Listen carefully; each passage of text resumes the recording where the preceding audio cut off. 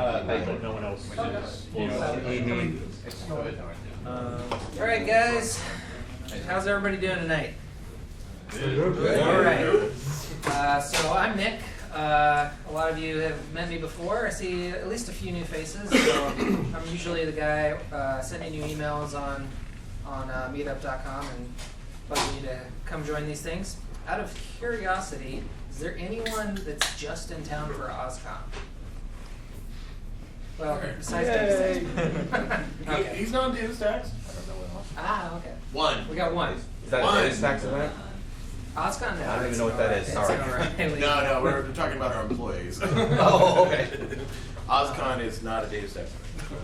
Anyway, though, that's good news since you're all Oz tonight, so you guys can continue joining the Austin Cassandra Users Meetup. Along that vein, we've already scheduled our meetups for June, July, and August. It's been a long time since we've done introductory material at the meetup. We've been doing a lot of advanced talks lately, so June, July, and August is Cassandra Summer School.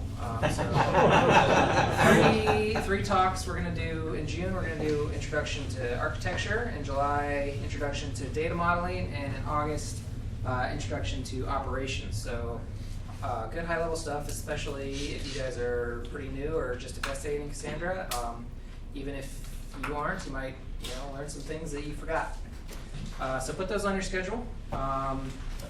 Let's see, I don't think I have any other announcements. There's still swag, stickers. Oh, another announcement.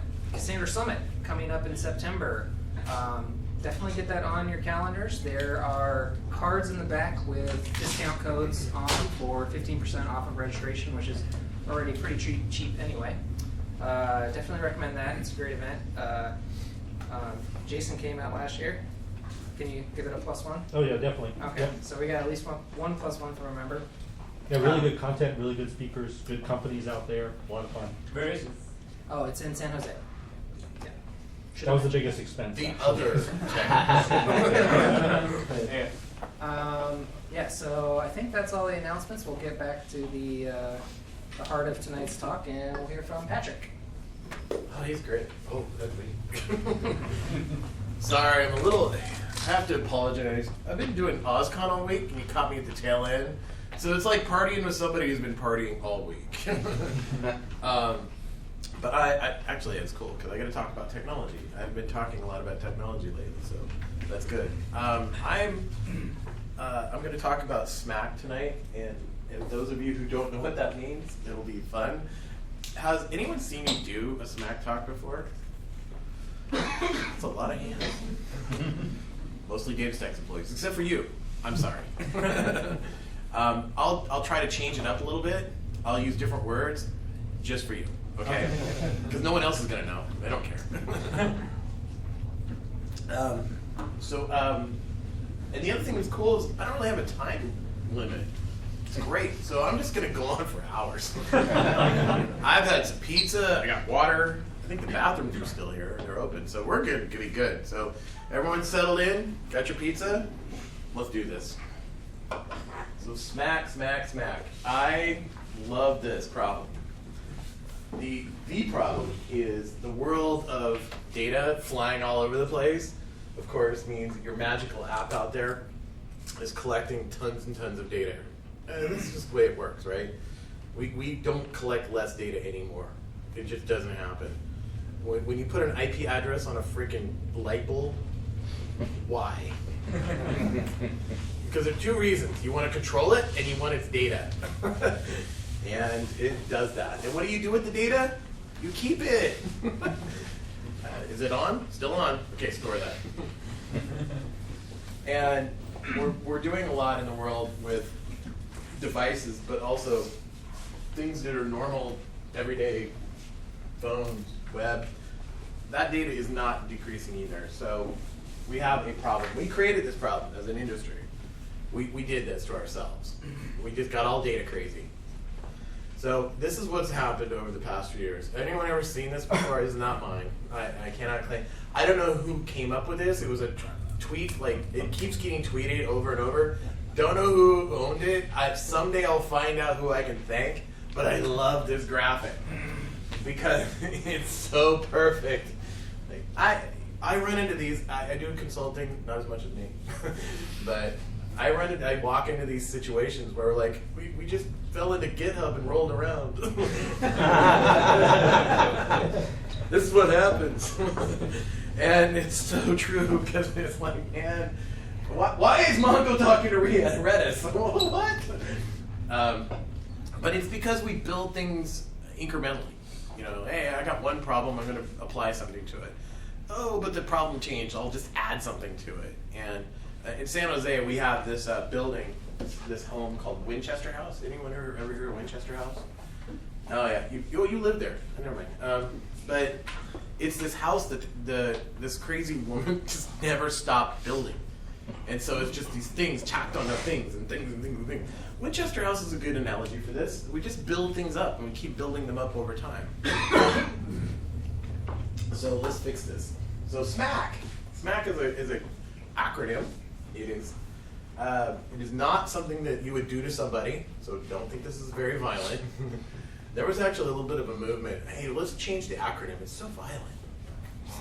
I'm not that weird about it. SMAC stands for Spark, Mesos, Akka, Cassandra, Kafka. Those are 5 things that do distinctly different things, and in combination give you something that you can work with. Now, it's not the only solution for this problem, meaning how do I process a lot of data and store it? It is a solution, but one that's caught on pretty well. There's a lot of companies doing this. Now you can interchange some of these letters out. That's easy, but mostly this is where people are. Infinity, which is being shipped by Mesosphere soon, is pretty much this stack. And so it's getting formalized. And why do we do that? Because it's hard already to figure out how things work together when you're trying to build complex systems. It's kind of nice when we use one that's been baked out somewhat. It's easy whenever you say, hey, how can I make Akka and Kafka work together? Okay, well, I'm not going to have to figure that out because that's already sorted out. Sometimes not so easy, as Nate and I were talking about earlier. But Spark, all the use cases around Spark and how it works with Akka and where Mesos plays in. These are all complex systems, but if you have a leg up on understanding or having someone do it first, you know, there's that concept of being the first pancake. You don't have to be the first pancake for Spark. Or Smack. Spark, Smack. All right, see, that's my first mistake for the night, and there will be more. So here, I'm showing you like the block diagram of what's going on here. And these are 4 blocks. You're right. These are not 5, which would be 5 letters, but I'll get to that. So we're breaking these down into chunks and what they do. The Kafka portion is to organize your data. Then we have a way for processing that you can use Akka and Spark, and for storage we use Cassandra. So we have 3 main pieces here. It's just like an insect. Organize, process, and store. Those, and then inside of that, sure, you can change this around. If you're feeling a little crazy, you use 0MQ, Hadoop, and Oracle. Don't do that. See? Smack is sounding a lot better all of a sudden, isn't it? But this, why these work well together? Well, that's one of the things that Mesos brings to the table. Is it says, hey, I know you're trying to manage a lot of resources, and I can help you do that. And managing a lot of infrastructure is not easy, and Mesos makes it easier. And it's about resource management. I'll get around to talking more about that. But each one of these each one of these processes inside the SMAC stack scale in about the same way by adding more nodes. They do a linear scaling scheme. So when you need more Akka, you add more Akka nodes. When you need more Spark, you add more Spark workers. When you need more Cassandra, you add more Cassandra nodes. And that fits the problem. One of the big problems we have with large-scale data processing is it's asynchronous. You don't know what you're going to need. You know in the combination you have them, but you don't know what you're going to need more of. It could be that you have a pretty slow bit of data, but a lot of it, you're going to need a lot of storage. You don't have it, so it's not very fast. You need a lot of storage, different scaling. You have a lot of fast data, but you process it and drill it down and reduce it, and you don't need a lot of storage. Okay, so each one of these is going to scale independently. So the data flow, if we look from left to right, it doesn't always have to go through each one of these pieces, and this is what I'm going to try to demonstrate. So when the data comes into Kafka, that's one way to do it. But you don't have to go directly into Kafka. You can go into Akka as well. Akka can take input. Kafka and Akka can talk to each other. Akka can process things and stick it back into Kafka for processing. Kafka can talk to Spark. Cassandra talks to everybody, except for Kafka. Although that's changing now too. So Spark jobs run, Spark streaming can run, it can go to Cassandra, and Akka can talk to Cassandra back and forth. So this is a lot of arrows going on. This is almost a mess, but it's not. But I want to show you that it's not just one big flow. It's not beginning and ending. This isn't a process tree. It is something that they interact with each other for a good reason. So let's break down what we're going to try to. I'm going to try to give you an example application. Nate's probably so sick of the weather application, but it's weather. It's a great use case. Luke is. He always talks shit about my. He look at it, he goes like, I don't want to talk about the weather anymore. Although you'll have some very interesting weather here, I have to say. I haven't seen thunder and lightning since the last time I was in Austin. And, we got a national weather alert on my phone. I haven't seen one of those in so long. I'm glad we're on the 18th or 16th story.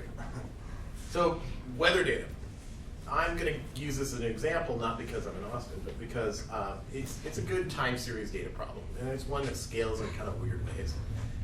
We have our magical app that we've built, and we have some requirements in our data. So this is a lovely town that I live in, Windsor, California, and we have some reactive immediate data. As soon as the temperature comes in, we want to be able to display it on a badge, like on our homepage. We have a batch part of this, like we want to grab all the data from yesterday and figure out what the high and the low was. That's a bigger problem, 24 hours of data. And what I have is actually a real project. It's called Killer Weather. Now I say real because it's code, and it is some tight code too. It's really good. Helena Edelson is the one who wrote it. I can only take credit for me asking her to do it. She is an amazing Scala programmer. So if you want to see what a reference application for Scala looks like, this is a good one. But she's also an Akka committer, so that was helpful. And this application is available on GitHub, so if you want to go check it out, just put your Scala hat on. Got some Scala nerds in here? Oh yeah, a few hands, right on. All right, good. Yeah, you'll enjoy it. It is. Everyone I've talked to who's really hardcore into Scala says, "Wow, this is legit." It is. So, sorry, that's a GitHub page for you. So the GitHub page, Killer Weather, is Killer Weather without an E. And why is there no E? Because it's easy to domain register. That's why we have Tumblr without an E. Come on. So let's break down the parts. Start with Kafka, our organizer. Funny side story, my sister-in-law was just in Germany, and took a picture next to Kafka's grave. Sent it to me. She said, "You talk about him all the time." No, sweetie. Never mind, thank you. I appreciate the picture. It's like my mom. I love your new girlfriend, Cassandra. Yeah, she's great, Mom. She's not going to be there for Thanksgiving. All right, so Kafka. This is the simplest way to explain Kafka. It decouples data pipelines. And just the simplest way to describe it. It's hard to, when you talk about messaging platforms and things that pass things from one place to another, there's a lot of baggage. We've been doing this for a long time. I used IBM series, MQ series, right? I'm surviving, thank you. Thanks for asking, I saw the concern.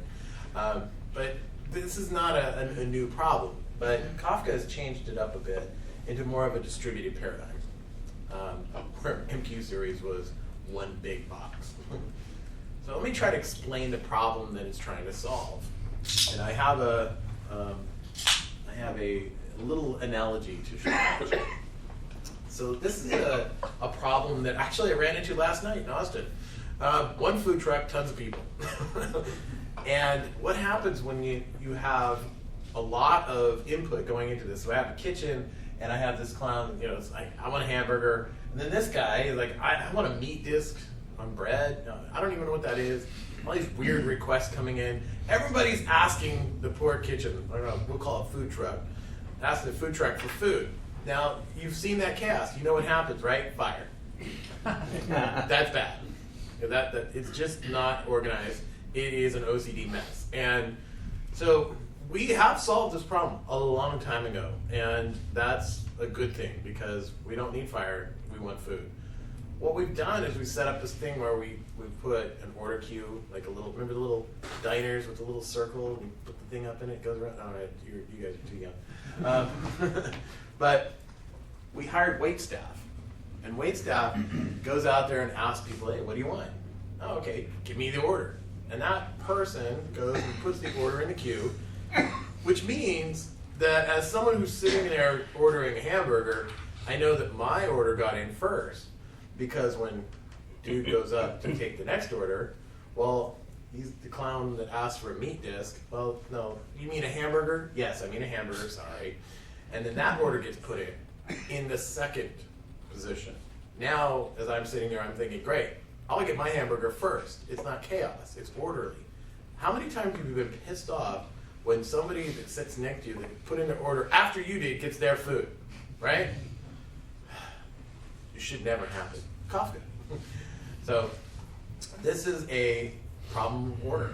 And so we've got the system set up so then when the waiter or wait staff puts in the order, it's in order by when you put it in. We have an offset for each one of those. So we have this topic that we'll call it a topic of food, and each order goes in. So what does that mean for the back? Well, instead of chaos in the kitchen, now the chef, you can tell because he's got a hat, the chef is going to take that order as it comes in, and each one in order. So then we have some order here, but we've decoupled. That queue in the middle has decoupled everything. Now, as we get to the end here, then I can add more orders. It's awesome. What eventually might happen, though, is, again, more tragedy. We could have a fire in the kitchen. And that means the chef is dead. Could be a problem. However, because I've got connections, I can hire another guy. But what does that mean for the front? Everyone's happy because that chef's just going to pick up, and it is a different chef, so he's got a goatee. You see that? That chef's going to pick up the next order and the next order. And the front doesn't even understand what happened. Why is there all these fire engines? I'm getting my food. I don't care. So that keeps things moving along, and that's great. That failover moment where we don't lose the order. So what about scaling? Figured that out in restaurants too. If you're running into a scale problem in a restaurant, what do? You add more wait staff. And if they start overwhelming the back, you start adding more chefs in the back, and sous chefs and expediters and other things. And so we have figured out this whole problem of scale, but what we've done is we've decoupled the front from the back using that queue, so everyone's working from the same page. That really does work well, and it's worked that way for thousands of years. So what if we want to really scale this thing out? If you've ever been to a Vegas, big kitchen in Vegas, you know that they have different places for different types of food. What if I just want a queue for hamburgers? I can make a different queue for pizza, and then I can have an entire kitchen for pizzas. And those are now separated. Now I get more scale. I'm not having pizzas and hamburgers in the queue next to each other. Now they're separated out. I get more scale that way. Let's change the terminology. So what I just told you about this, with this kitchen and what's going on in the front in the restaurant, let's turn this into our weather application. Now, instead of a wait staff, we have a collection API that's collecting weather data. And we have a broker, which is the server, that has these topics inside of it for temperature and precipitation. And we have consumers that are grabbing these. We have a temperature processor and a precipitation processor. These are grabbing from those queues. So as data is coming in, we call these partitions. Each one of these partitions now is on the server. It's basically a file sitting on a server. This is what Kafka does. This is a big log file. And those partitions are going to be written to by the producer. The producer writes out in order. It has an offset. It's not time-based. It's an offset. It's like 1, 2, 3. And the temperature processor will pick them up as they come in, so in order. And that's the thing. It's an order guarantee. Same with precipitation. And we have separate processors that can now handle both of those at the same time. We're scaling already. What if I really need to scale up more? I can add more partitions into Kafka. And those partitions now are being written to back and forth, and the temperature processors are picking them up faster. Now we have 2 processors instead of 1, etc. What about for failover? We add a broker. Basically, we add another server. And each one of these partitions is going to be replicated twice. I have a replication of the topic temperature has a replication factor of 2. So I have 2 and 2 here. And then precipitation has a replication factor of 2 as well. Now, it doesn't mean how many partitions there are, it's how many copies on each broker. That's the replication factor. This is where you get into more guarantees about downtime. One server going offline should not take you offline completely. I think in 2016, that seems silly. You should be taken out and slapped up a little bit. This is not okay anymore. Single server failures are bad. So let's build systems that are resilient to failure, because Amazon will guarantee their failure as a service. So when we build out all these consumers and processors, we've got a real system going here. And this is pretty typical for an IoT type application. We have an IoT meetup going across over here. We should bring them over and say, can you guys build this? And when we have all these processors collecting, we have some guarantees we're going to work with. And these are the simplest guarantees.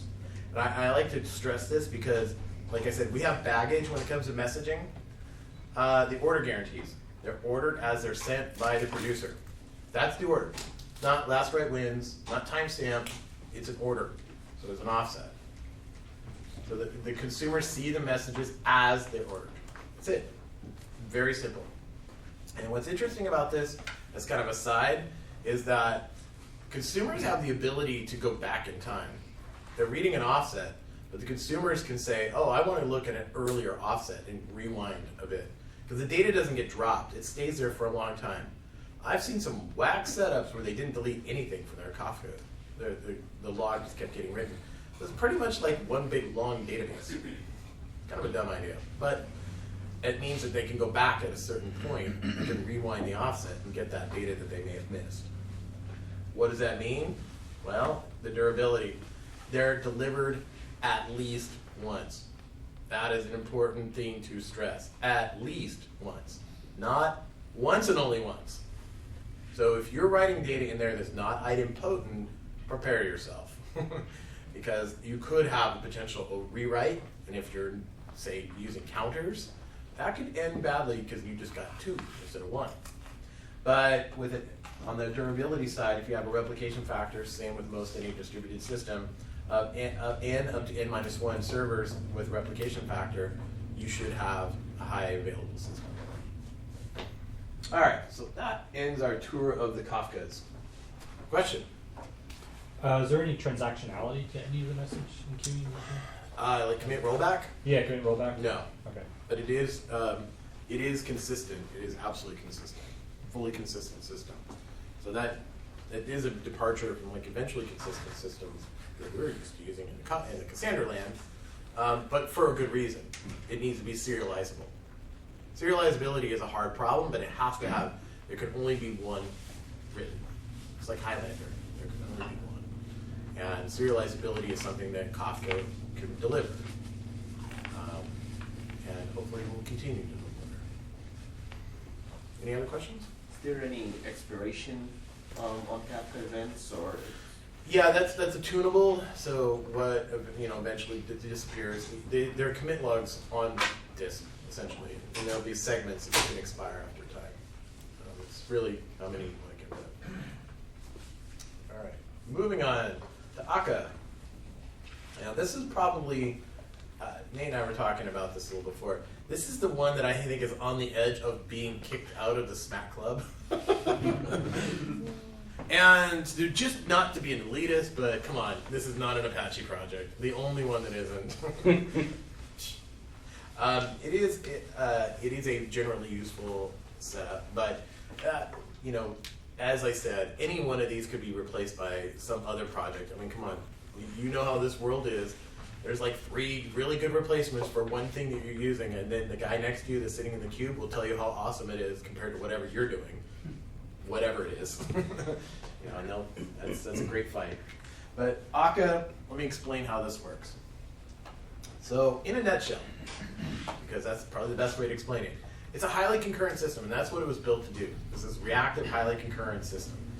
And when we say fully distributed, each one of these actors is acting in a separate system. And if you roll back, actors were like the cool kid in the 90s. Like everyone thought the world was going to be an actor, but it never really happened. And then Akka came along. But actors are something that's built pretty firmly into Scala. And of course, Akka being a part of Scala, or written in Scala, uses that quite a bit. And this elasticity and resilience is what it's designed to be, designed to do.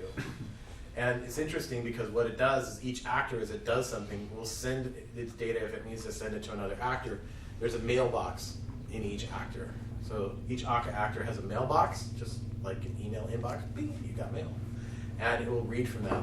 So that's how it passes messages around. So as you're processing things, it can pass it from one actor to the next, and eventually back to wherever you need to go. The streaming actor is interesting. This is, I'm going to show you actual code that's in Killer Weather. And this is the actual grab from the Kafka queue. So if you think of the Kafka queue as where the data lands, it's going to have a topic. We are grabbing it out of the weather topic, and this is real simple. We are grabbing, we're mapping it, and then we're dropping it directly into Cassandra. That's what it's doing. So that actor's job is to just simply save it into Cassandra. It saves it to a Cassandra counter this one time. But in this case, we're going to have a few things going on. So here's our block diagram. So if you imagine we have a lot of weather stations that are grabbing data, they're going to go into this API. Think of like your Weather Underground or something like that, which is interesting because Weather Underground has like 100,000 weather stations that collect data from. That's a problem. That's a lot of data coming in. And when it goes to the API, that is the producer that puts it into Kafka. Akka is the consumer for that.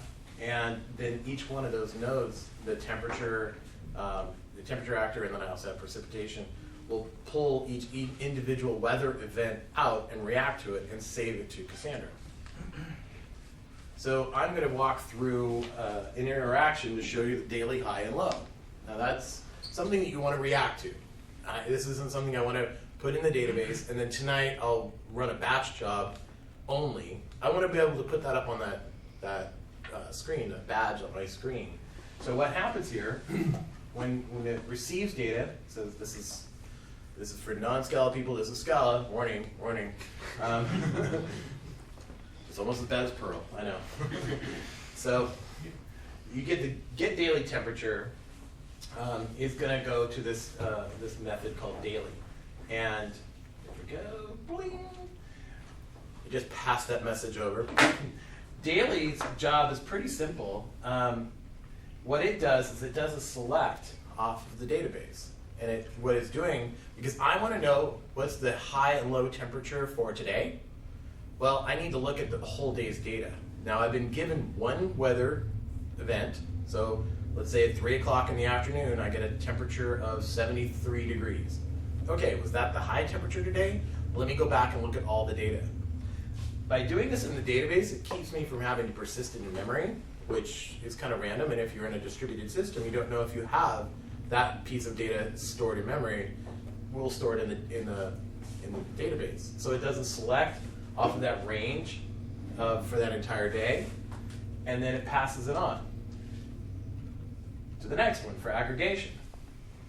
And what it's really there to do is to look at all the data that I've collected from the database, and from that one weather event that was gathered, it puts it into this really cool thing called stats counter, which is a function built into Scala that allows you to gather like min, max, standard deviation, etc.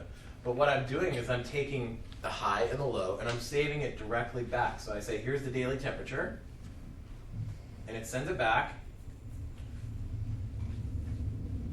And one simple thing, it just saves it to Cassandra, and that's it. So I've walked through about 4 different actors here. Each one had a little tiny job, but at the end, what it did was it collected the data, found the minimum and the maximum, and then saved it right back into Cassandra. So this happens quite often. This is one of the reasons Cassandra is a good choice for this, is because it can handle that high load, a lot of writes and a lot of reads. And so it keeps up with what Akka is going to do, and eventually what Kafka will do as well. So speaking of Cassandra, so I imagine since this is a Cassandra meetup group, there's probably a few people in here who know about Cassandra. Is there anyone who's kind of new to Cassandra a little bit? Oh, good. Oh, wow, that's a lot of hands. All right, good. Well, then I don't feel so bad. Welcome to the club. It's a fun place. We meet on the 16th floor. So Cassandra, I will give you the basic of how it works. Again, this is a database, and we'll start out with the lowly node. The node is a server that is running a JVM process. Cassandra is written in Java. And each Java process holds, each server contains its own data, local data. Now, in a single server, it contains all the data for the cluster. So it's a consistent hash between a really, really big number and a really, really big number. That means that you have a lot of potential data to store in your cluster. It's a 64-bit number. So each node owns a range of that data. So if I only have one node in my system, again, it's going to own all of the data. But in a minute, I'll show you. That can change quickly. And we assign a token to every node. And the token can be automatically assigned, or it can be one that I manually assign. But what that token says is I want all the data up to that token. And so it's how we can split up all these different ranges across multiple servers. And with virtual nodes, which is what newer Cassandra uses and is an option, what virtual nodes do is they split up that range even into smaller chunks, like by default 256, and hopefully a lot less with Cassandra 3.0. So we have, really what we're talking about is how we distribute our data. The data that's sitting on that node may exist in several places. So let's talk about a cluster. And that's, like I said, a single node of Cassandra is kind of a boring featureless database. Don't do that. What makes Cassandra really cool is the way that it works together. A cluster of Cassandra is pretty freaking awesome because it's harder to kill and it has a better way of scaling. So how does it work? So I have an imaginary range here of 100 tokens. Not a very big database, but good for our brains because it's kind of late and we had pizza. So if I have this range of 0 to 100, it's all going to be contained in one server. If I add a node to the cluster, now each node is storing half of the data. So I have a 0 to 50 range and a 51 to 100 range. So now each node is 1/2 of the data. If I double it again, now each node is storing 1/4 of the data. You see how this goes? As I keep doubling or adding nodes, it's going to reduce the amount of data stored per node. So at the end, what I get is less responsibility. So if you have a 1,000-node cluster, every node is responsible for 1/1000th of the data. Awesome. So what does that data look like? Well, it looks like this. That's a table. That table creation, this is for a weather station. It looks really familiar, doesn't it? I mean, it's got a table name, it's got a name, the columns. This is real schema. This is not a schema-less database. It has real schema, and it's typed. It has a CQL column type. What's missing from here, though? Can you see in the types what's missing? Yeah, the size. Yeah, that is the first real interesting difference, is that there's no, in your schema, you're not saying how big it is. And why? Because that data that's being collected and stored in that schema is sparse. It's sitting on the disk as you give it. So in a relational database, when you create a DB file, it pre-allocates all the blocks. So when you say create database, it's all of a sudden, my disk space is gone. I didn't put any data in there. It's because it pre-allocates all those blocks because it does random I/O on the DB file. Cassandra doesn't do that. When it writes out its data, it's the data that it's received plus a little overhead for each column. But that's easier to plan. If I have 10 gigs of data to put into the system, probably going to be 10 gigs of data or thereabouts, a little more, on the disk. I can do really easy capacity planning that way. Now we also need a primary key, which means that now this is how you designate. Same as a relational database, where a primary key says, this means whatever I put in here, that's the uniqueness of this record. The ID in this case for the weather station, that's the unique part of this record. And we call that first item inside the primary key the partition key. That's important. We'll get to that. So what kind of queries are we going to support? I need to look at data modeling here. And so when I talk about data modeling, I'm always talking about my queries. What am I going to, I have to solve my queries for my application. So I want to get weather data given the weather station ID, the weather station ID and time, and the range of time. And why range of time? Because I want to have a neat little graph like that, right? Those are the queries I need to be able to solve.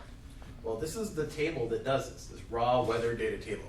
So when the data comes from the weather station, drops right in here. And if you look, this is pretty much what you would expect to get out of a weather station. There's temperature, dew point, weather direction, etc. On the Killer Weather GitHub project, we include a data set, which is pretty freaking huge. And that's real data. It's from NOAA, our US government tax dollars in action. They collected every single weather event from 14,000 weather stations. So cool. You know, you get all giddy when you load that. But it goes right into this, and you'll be able to analyze real weather data.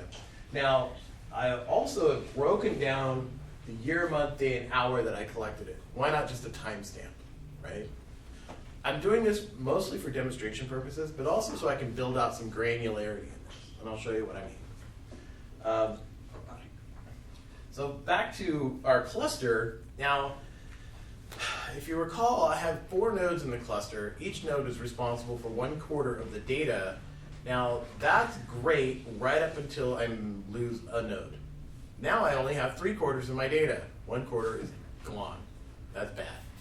So in a non-replicated system, that's a pretty bad idea. So that's that's the other part of Cassandra, which makes it very interesting.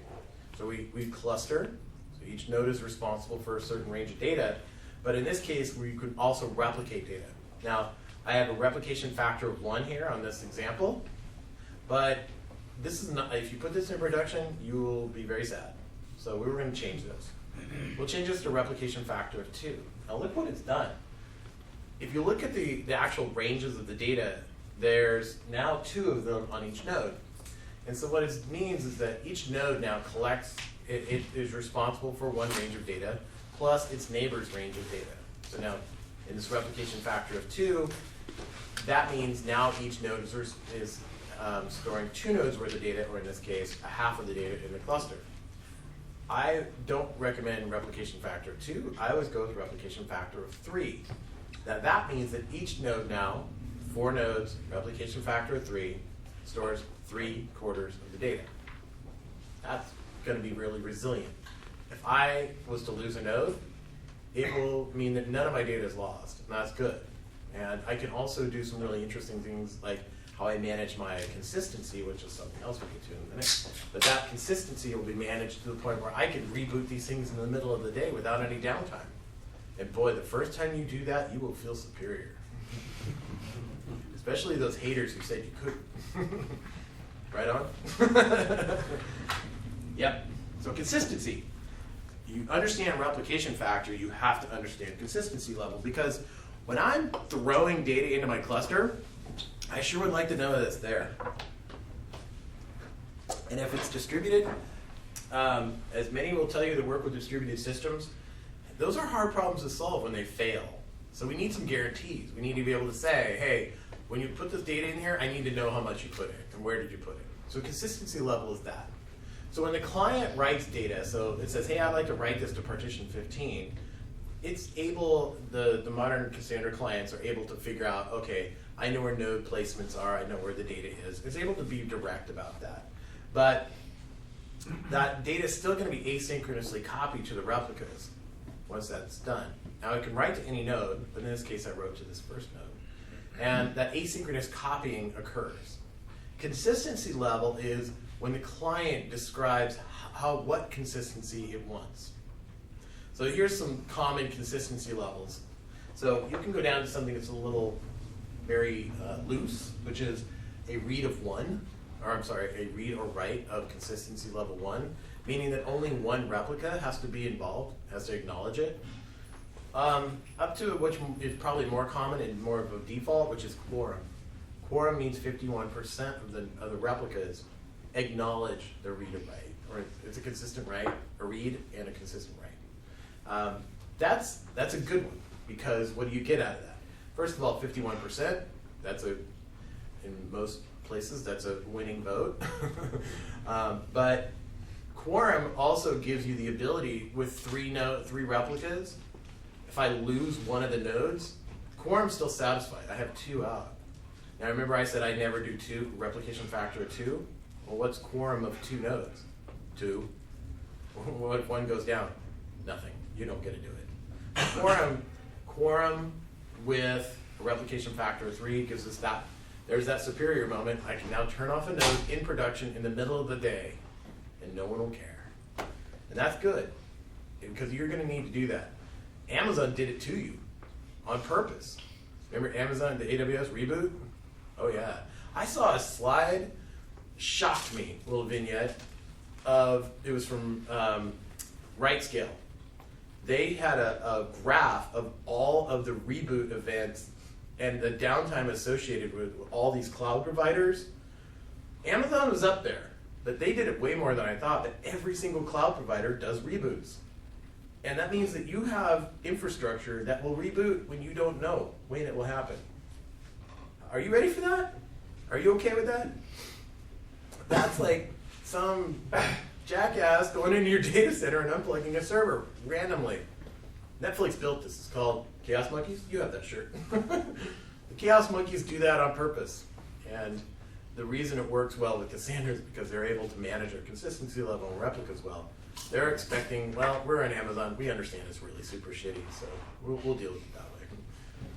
So consistency. When I want to write with a CL of 1, a consistency level 1, yes? Well, what was the VC? Oh, I'm sorry, yes. You're right. Thank you for calling me out on that. There are local modes as well. And the local meaning, we expect that you might have multiple data centers. So if you think about a quorum, it could be pretty costly if I'm having to cross WAN links. So what the local quorum does is says, oh, no, just keep it in my local data center where it's node local. So the sub-millisecond ping times and the multi-millisecond ping times, that'll be a different consistency level. It doesn't mean that it doesn't replicate, it just doesn't expect that in the quorum count. The local 1 means that it's not trying to do repairs as well across the data center. The local anything means that it's really trying to avoid the extra traffic over the WAN link. That's really what it's about. And multiple data center Cassandra that is a sweet spot. So that's why those are there. So the consistency level. When I want to write at 1, it's going to write to all the nodes, but I'm only expecting one of the nodes' response to be, that's when I get one node's response, that's good. I'm happy with that. And so using a 1 is great for speed. Now, if I do a write at 1 and a read at 1, if I read and write really quickly, or write and then read quickly, then you're going to run into this potential problem of consistency, right? It could be that I did a write and then I do a read from another node that hasn't got the replica yet, and it will be a quote-unquote dirty read. All right, if that freaks you out, let's try a different consistency level. But if you're writing something like events, then you're not doing an immediate read, and that consistency guarantee isn't so important, this is going to be a lot faster, because really you're expecting the fastest node to respond to you. So what about in this condition? I joke about this. This is when your boss goes into the data center and trips over the cord on one rack. Devastating event, no doubt. But you can survive that. the consistency level 1 is going to give us the ability to go around these bigger problems. This is when the honey badger, Cassandra is a honey badger of databases, comes true, right? Because when you see those nodes going red and they're like, oh no, this is bad, and it's still working, you're like, yeah. Actually, that happened to me when I first started using Cassandra. A whole availability zone went down in Amazon. It took out a large swath of my Cassandra nodes. But I was still online. I was pretty impressed by that. But this is also something that the client can take into effect. This failure event, the client can notice that and redirect that traffic properly. So quorum. Quorum is that safety mode. So quorum is a good place to be because it gives you that consistency level that you can work with, and it's that stronger consistency. So two nodes need to be able to respond. So if I lose one node or it's offline, I do a reboot or something. As long as I have two nodes that acknowledge that right, I'm good to go. And that's a typical scenario. Amazon, when they did do reboots, they didn't reboot all your servers at once, they did one at a time. Thanks, Amazon. Makes my quorum a lot better, but it also gives you the ability to do things like rolling restarts if you're doing upgrades, so you can upgrade Cassandra in place. So you can do that online. You can have a Cassandra cluster running forever and never have to bring it down because you can do rolling restarts. If you need to do security patches, great, no problem. So So in that scenario, when you have one of the nodes go down, does it switch how it does the partitioning or the replication, for example? No, so like an HDFS, for instance, whenever HDFS, you lose a node, it says redistribute data. No, because that data we're expecting that node to come back online. And so there's some mechanisms in there that go all the way back to the Dynamo paper where this came from. The other nodes, let me just show you real quick. If that node's offline, those other nodes will store what's called a hint, which means it's like your neighbor holding your mail for you.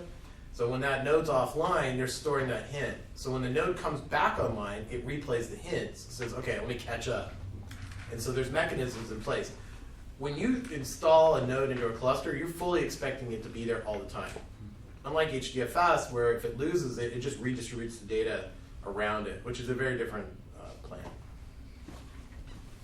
So multi-data center, which is my favorite feature of Cassandra, which it's pretty similar.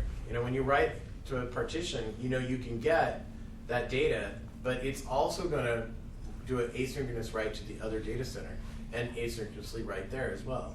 And it does this really efficiently. It's the only database that does multi-data center as well as it does. And probably the sweet spot where a lot of folks use Cassandra. Active-active architectures are pretty useful, especially today, where people expect 100% uptime. I will tell you this, you have 0% chance of 100% uptime if you're in one data center. Not gonna happen. Luke and I have stories. Luke and I worked at our last company together, and boy, do we have some stories. I mean, this data center is just blinking out. Hey, we're gonna test the UPC and make sure it worked. Oh, I guess that test failed. We had tornadoes that hit Northern Virginia.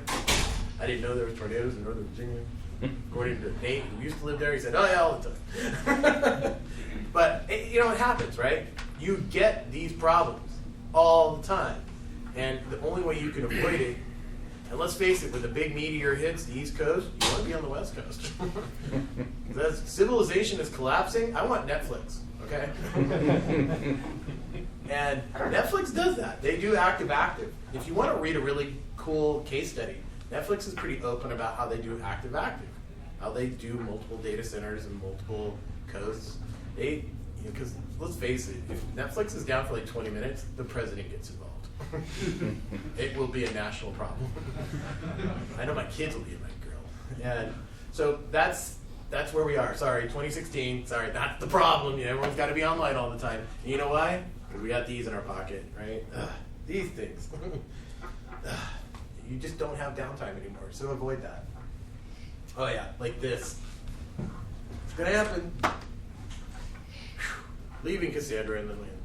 Goodbye. Let's talk about Spark, my other favorite child.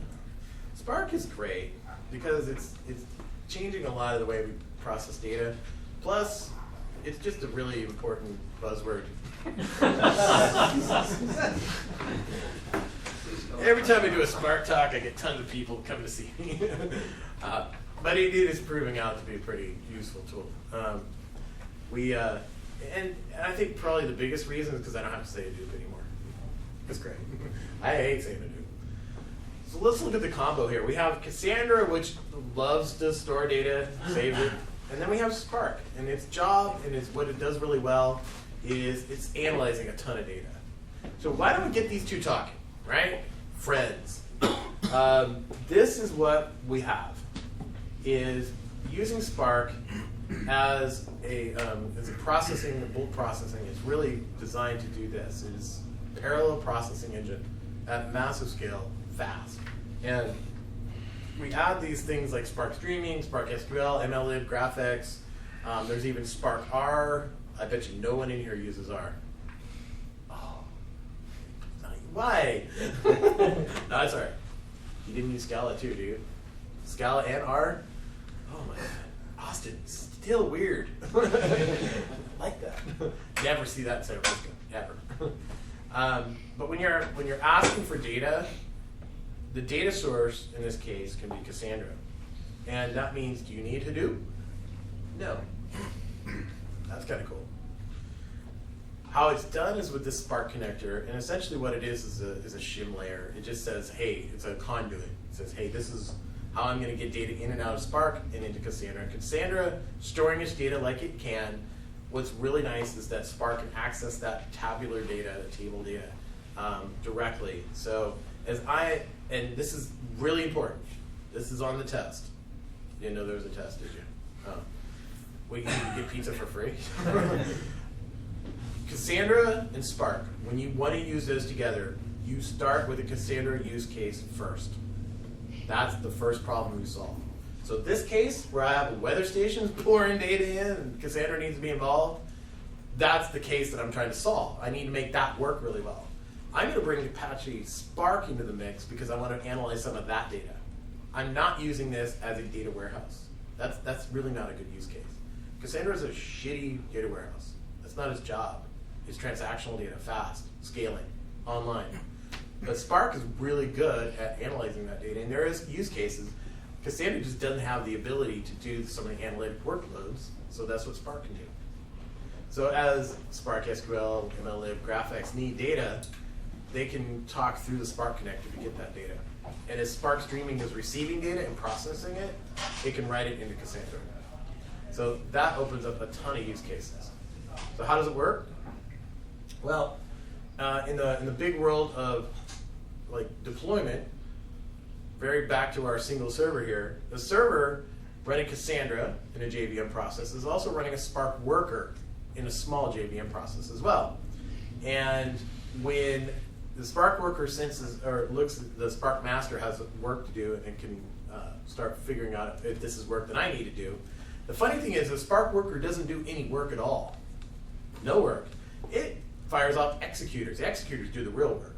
And so, but the executors are spun off processes, and their job is to process the data or do the Spark job that needs to be done. But when they do that, we want them to access that local Cassandra data. Aha, local. So how does that work in a cluster? That's kind of the cool part of this, is that when you have a cluster running, each one of these Spark nodes is going to be running with a Cassandra node. And so we're back to our 100 token range cluster here, which is tiny.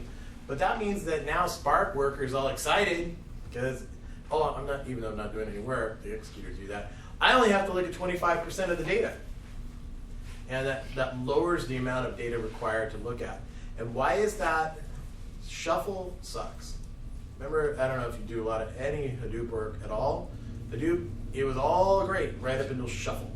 And then it was like, and you see your switches light up, and that's when things start getting slow. Spark has been designed as an in-memory processing engine.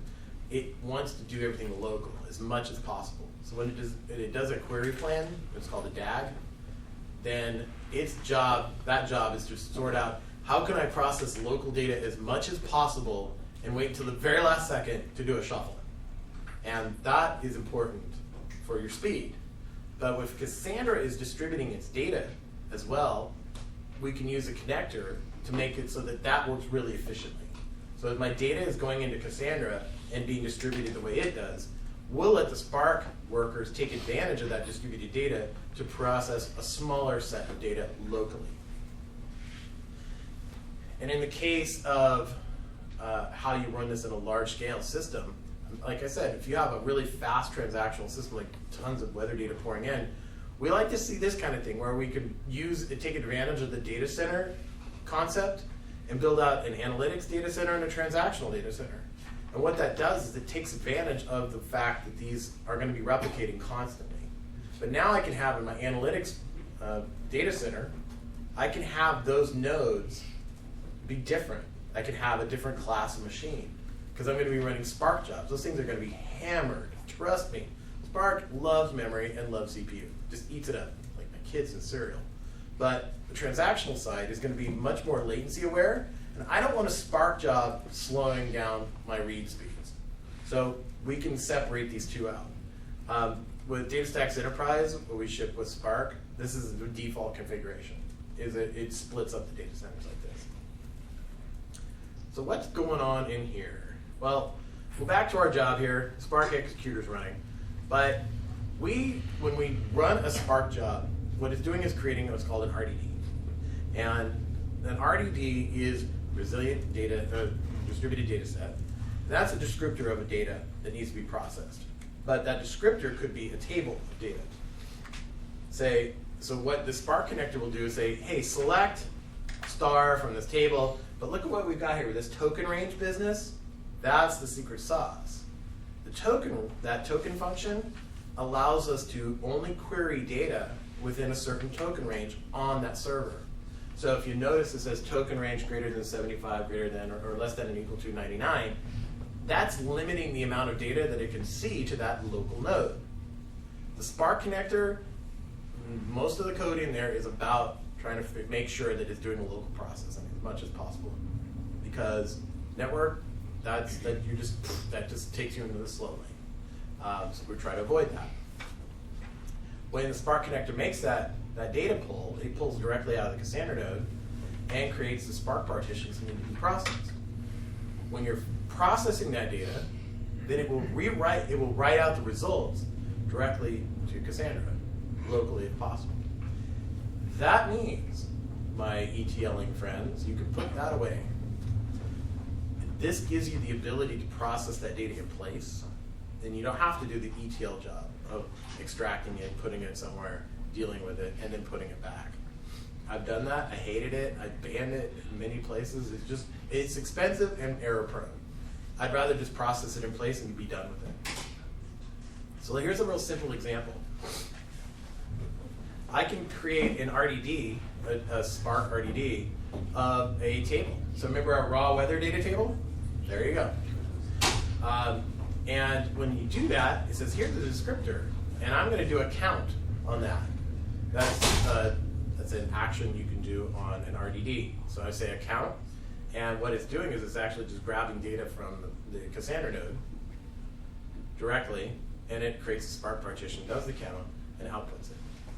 So what about saving it back? Well, I got a couple of winners here. First of all, I create an SQL context. This one-hit wonder.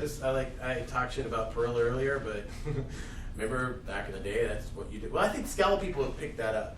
If you were cool with Perl, you would write everything in one line, right? Now Scala people do the same thing. Right on, man. Yeah, Scala people do the same thing. Oh, I wrote the entire thing in one line. Wow, you did. My favorite Spark example was word count. It's like, here's the Java version, it's 66 lines. The Scala version, or the Spark version, 1. Yeah, but that one line wraps like 35 times. But I get it, it's cool. Now this is my one-liner. So what I'm actually doing here, like I said, this is a twofer, is I'm running SQL. SQL. This is Spark SQL. And if you'll notice what I'm doing is I'm doing aggregations inside here. I have a max, I have the min, and I'm doing a group by. So I'm actually doing my bulk batch operation to find my min-maxes across all my tables. And when I finish it, it's mapping it out, and I just save it directly to this daily aggregate temperature table. That little one-hit wonder batches up all of my temperatures gathered for, I can drill down to a certain month or whatever, but I can grab all that data, do the aggregations in the SQL, and then save that data directly back to a Cassandra table. That's pretty cool. That means that in this very small job, I've just done some really important work. And it's very brief. I like that. I like using SQL. I hate to say it, but I really enjoy SQL using Spark because I can go back to all that crap I had to learn for over the years and still use it. I can even do joins, which seems unnatural.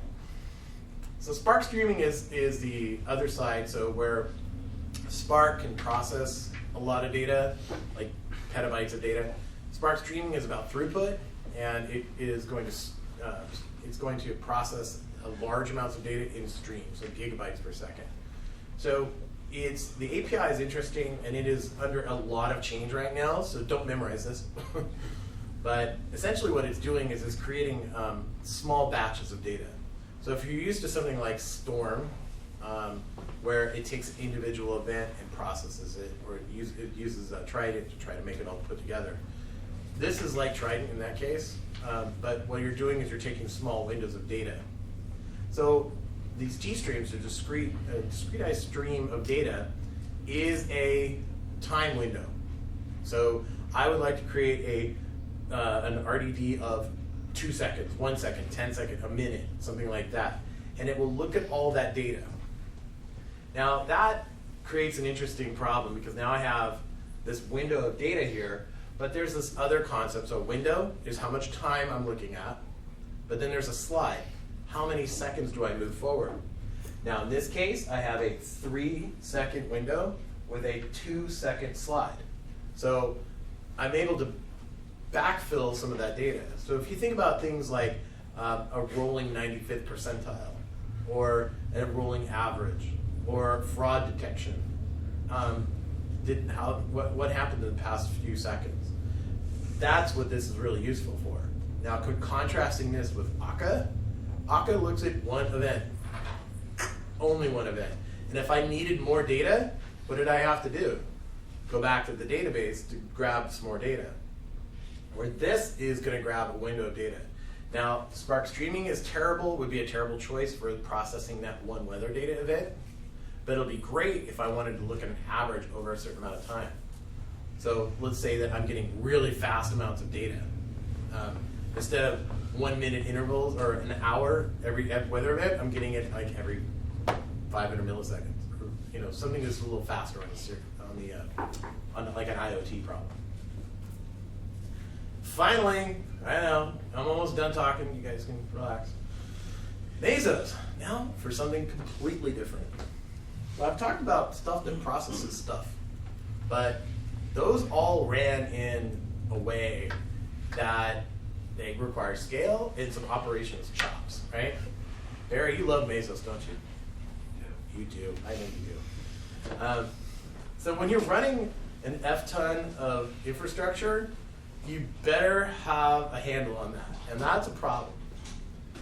So when you have Spark, it's like, I need CPU, and then you got Akka, I need memory. I mean, this is like kids in the back of the car. It's such a mess. So Mesos comes in, it's like, got you covered. And that's what it's really there for, is just to make sure that everyone's playing along nicely. And I'll give you an example problem.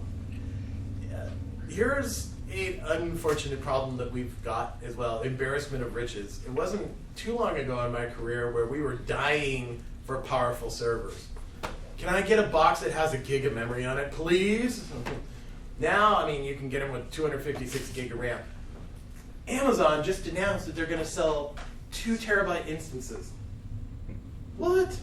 2 terabyte instances. Terabytes of RAM?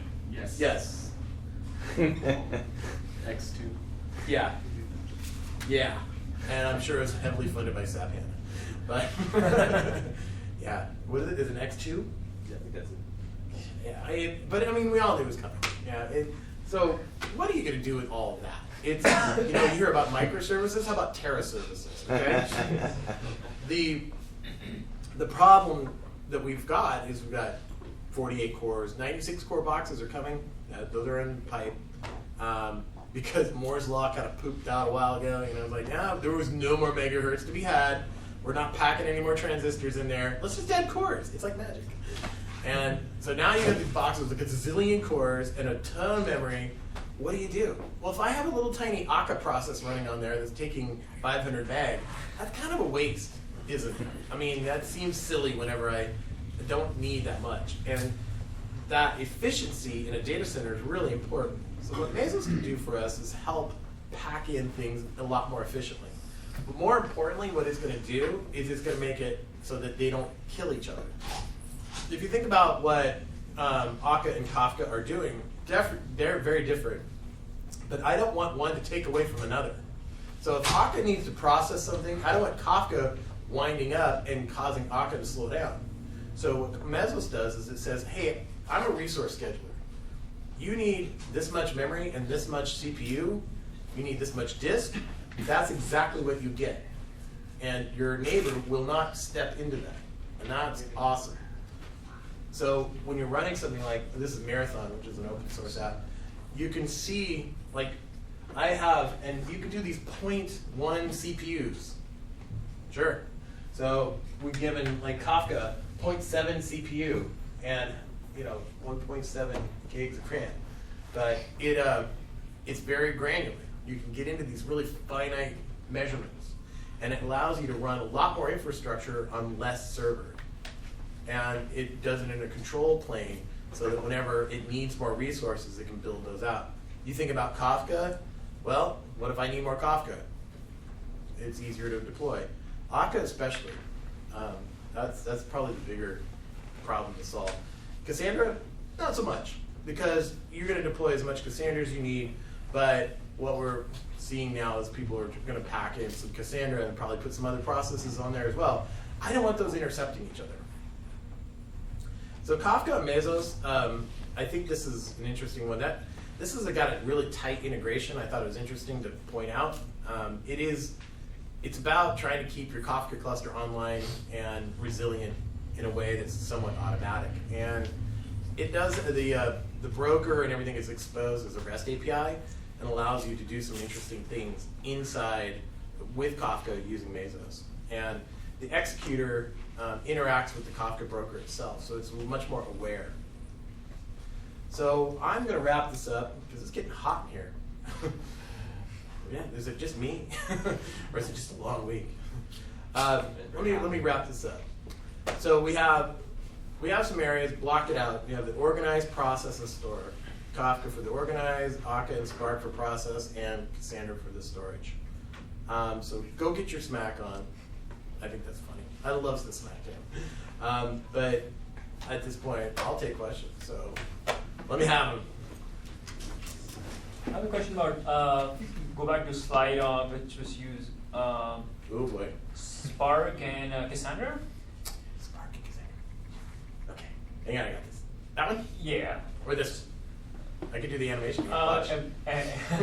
Any is fine. So the code you have, the code you showed about Spark, which reads from Cassandra, and then does processing and writes back. So my question is,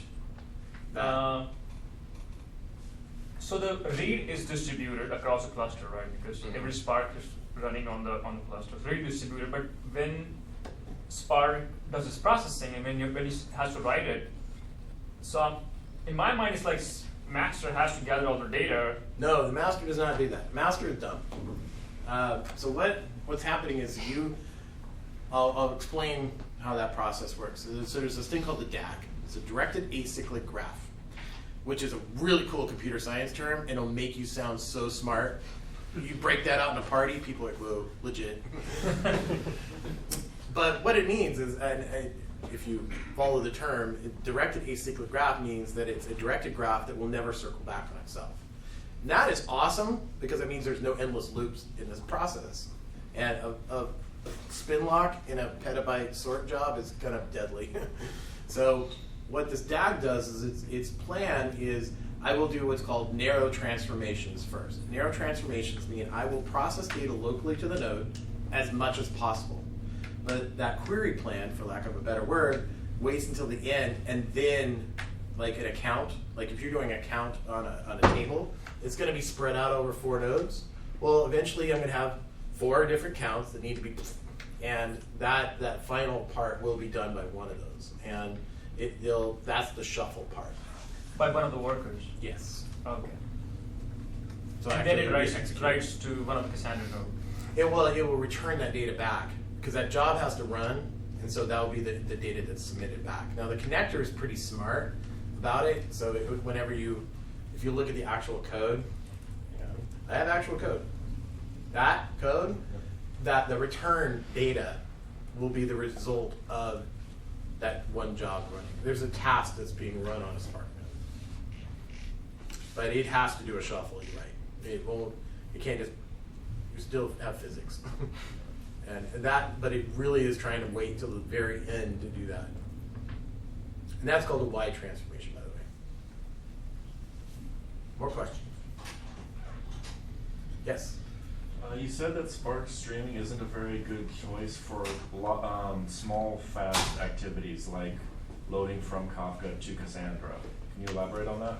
Well, it's interesting because loading data from Kafka to Cassandra, there's a Kafka connector in the wild that does that.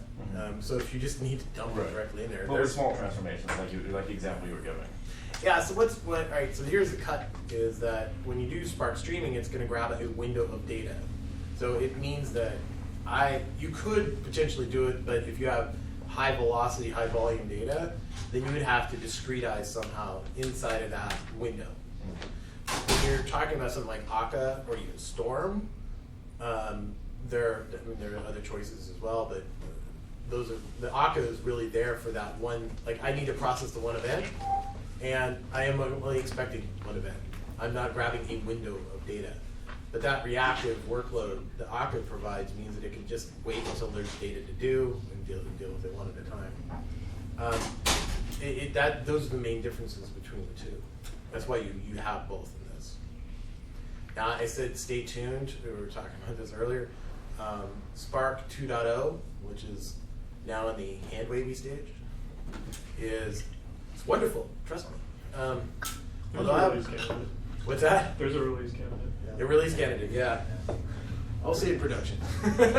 But the Spark streaming is going through a big change because I think that the world has realized that not everything's a window. Yeah. I will tell you this. This is the politics of streaming right now. I was just at Strata in San Jose. Was that not like a real-time event streaming, like Palapalooza? Yes. Just stay tuned. This is like the fight right now. We'll see what happens. Apache Flink works that way if you really want to do it, and it's pretty good at it because it treats the stream as a primitive, but it's. And then you have Apex. Yeah, exactly. Yep. We're starting to get a lot more choices than we need.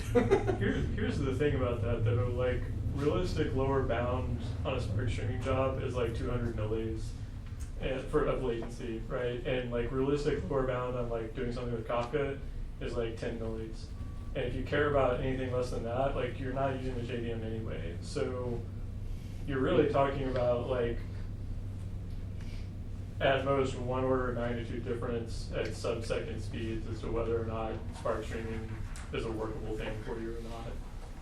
So it's something to be aware of, but it's by no means a deal killer if you're already in the ballpark. No, you're right. I've heard the argument both ways. And you brought up a good point. It's a use case dependent issue. As is everything in our technology. You could take SMAC as a whole, but each one of those parts need to be assigned to the proper tool or the proper problem. You don't have to use, you would have to use Akka. Maybe you don't need that. I do not recommend adding more complexity to a complex app. Really not okay. But it is use case dependent. Other question? Yeah.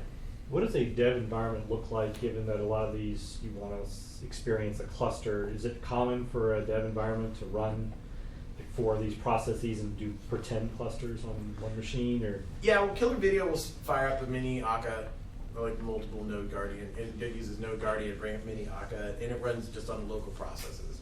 That's how it does it. I've seen a lot of people use Mesos, or a Docker, small Docker setups, where you can get small containers that are like using Docker Compose and build out like a small stack that can talk to each other. Docker Compose is great because it acts as like a blueprint for what's going on Right. with everything. It's like super readable. So you see like, oh, here's my app servers. There's a Cassandra cluster, there's a Kafka cluster. It's like 1, 2, 3, and it's just YAML. So you're like looking at it, and you have like a self-documenting development environment right there. Just a Docker of it. And so that way you can say every developer uses the same Yes. Yeah, that's recipe exactly of it. environments, Well, yeah, like Docker QA Compose environments. will take individual Docker containers and glue them together. Yeah. You get everybody IP addresses and stuff too, so you don't have to refer like localhost and Oh, stuff. boy. That's the best part about That's Docker the big Compose. one. That's pretty sweet. Okay. The networking part of Docker Compose is worth the price of admission, because that's what will, that's a harder problem, but it will say, oh, and this process can talk to this process, and this, this container can talk to this container, and here's how to find it. It's all the discovery built into it and everything. It's pretty sweet. You're doing that now, right, Luke? Yep. Yeah, it's just a YAML file that you check into your code repository, and all the developers can check it out, and they do a Docker Compose, and magically it's running. So yeah, the shameless plug for something Luke's working on. He's working on Killer Video. But it's actually going to be a Docker Compose setup where you can write some code and play around with it, but in a way that's really useful as in like a small development environment. You can do Vagrant too if you don't want to field like a specific thing on a container. Yeah. Like if you want to keep the same thing, same configuration in your environment, like you don't want to do Cassandra on the container. Like you just shouldn't do that yet. Because they can do like Vagrant images for Cassandra, for example. That's the same thing. Like everyone has the same Vagrant on it. It's good. Yeah, we have a Packer thing that does. Yeah. Packer can send a lot of stuff. Yeah, Packer can put it there. Oh, well, there's so many great choices. But there are choices. Yeah, there are choices. Just pick one. Yeah. Another question. Can you shed more light on what Akka is doing, what Cassandra, what Kafka cannot? Well, Kafka is going to only pass messages from point A to point B. There's, I say this with an asterisk, it's not processing data. Right. Unless you're using Confluence version, which now has a processor built into it. But What? Huh? You didn't know that? No. Yes. Stream processing. Because Samza. Welcome to our world. Yeah, if you think of Kafka as just passing a message from point A to point B, decoupling data pipelines. That's great. There's no processing involved. It's just making sure that there's maintaining the guarantees. Akka is only processing. Very distinct, different things. But are you asking about mailboxes versus messaging queues? Well, the mailbox is there to provide a mechanism for the message, for the processing load to have an order, but only for one thing at a time. And each actor will take that. And yes, there's more components of messaging inside of it, but for what it's supposed to do, Kafka is a bigger picture macro. The actor inbox is a micro, individual task. And in Akka, the inboxes are transient by default, so they're not, so in Kafka, you're probably persisting messages for a period of time, so like Patrick was saying, you go back and replay. Whereas in Akka, by default, your actors all have transient mailboxes, so if the actor would crash, or the machine the actor's on would crash, all the messages would be lost by default. Did you write that in Akka.net? You I wrote did, that. I did do yeah, that. So I he's had to do the .NET port of, yeah. So Luke, who works for DataStax, he wrote that portion of Akka.net. So he knows. Like a Cassandra persistence plugin for Akka.net. So if you're into .NET and Akka, the world is yours. Yes. Yeah. So I think a few months ago there was on the roadmap for DataStax, there was also like Solar on Cassandra nodes as well, or Elasticsearch or something like that. Is that still a thing? Solar's been there for years. Okay, solar is. It is there, yeah. We call it search, and Okay. it's solar underneath. Yeah, and that operates in the same way, where it looks at node local data, indexes it, Right. and it's designed to, you know, as you scale up, add more nodes, it So- reduces the amount of data. that it So my indexes. question is, there must be like an event bus between Cassandra and that solar instance so that it can index data?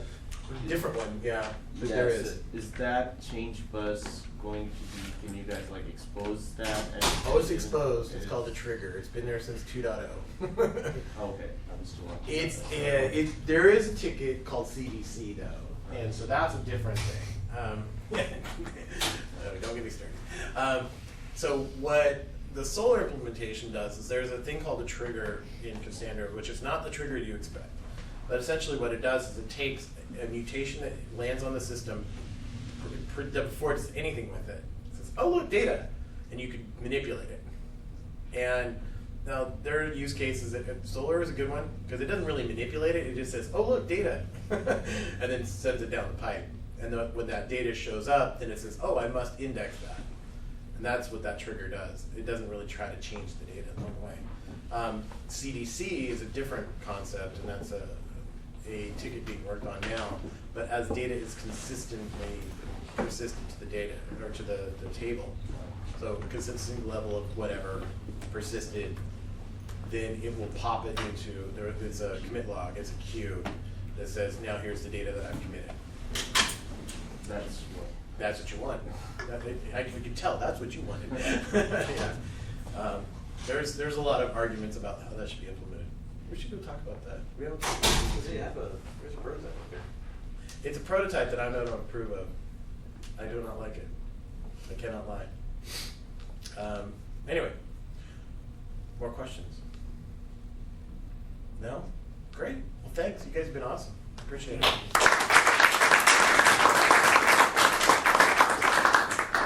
Hey guys, there's only a couple slices of pizza left, so I hope we finish that off. Grab another beer. Did anyone park at the Omni and needs parking validation? Wow. One parking validation, just one.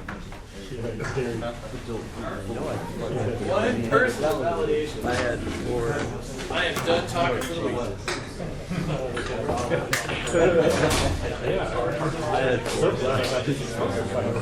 That's so funny though.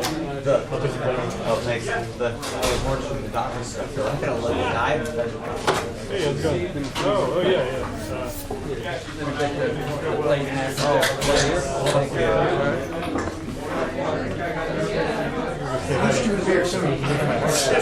Really? Oh wow. Hey, Cody. Hey, what's going on? Yeah, I saw you, your face off at this conference. Like, when will he show up? Finally, here you are.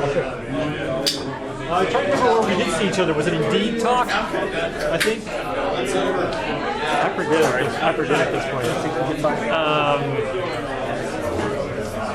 There's someplace out off of 360. Yeah, that was it. Wait, either Indeed or Pervasive. Yeah, it must have been Indeed because Pervasive is 183. I forget where one is. But yeah, so you've been doing a lot of Cassandra